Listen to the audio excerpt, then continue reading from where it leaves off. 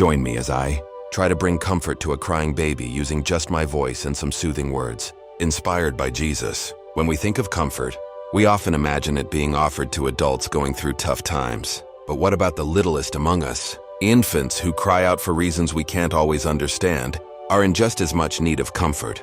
Crying is one of the primary ways infants communicate. Sometimes it's due to hunger, a dirty diaper, or just needing a cuddle. But there are moments, especially during the first few months, when an infant might cry simply because they're overwhelmed or experiencing separation anxiety. It's heartbreaking to see them so distressed. Separation anxiety is a normal part of development, usually peaking around 9 months. It's a sign that the infant has developed object permanence, understanding that objects and people continue to exist even when out of sight. But this realization can also bring fear and discomfort. In those moments, an infant's need for comfort is paramount. It's a universal desire transcending age. We all seek comfort when we're upset or scared. For infants, this often comes in the form of physical touch, a hug, a cuddle, or being held close.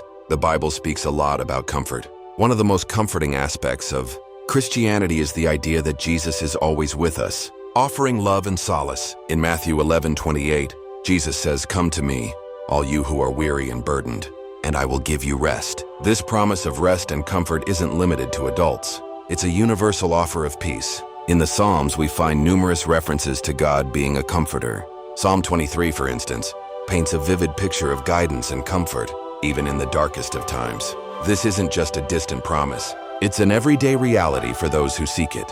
The character of Jesus in the Gospels is consistently shown to be compassionate towards children and the vulnerable. Mark 10:14 tells us, "Let the little children come to me and do not hinder them, for the kingdom of God belongs to such as these." This shows us that Jesus values and offers comfort to the youngest among us. One poignant moment that stands out is when a parent, in a moment of desperation or instinct, turns to prayer or soothing words to calm their infant. Sometimes it's just the sound of their voice, calm and gentle, that brings peace. Other times it's a specific prayer or verse that seems to bring solace. In those moments of distress, when an infant finds comfort, it's a beautiful reminder of the power of love and faith. It's a microcosm of the comfort Jesus offers us, a comfort that transcends words, often felt deeply in our hearts.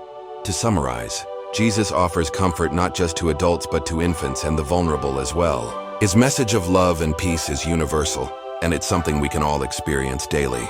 Being a source of comfort to others, whether they're crying out in distress or quietly seeking solace, is a powerful way to reflect Jesus' love.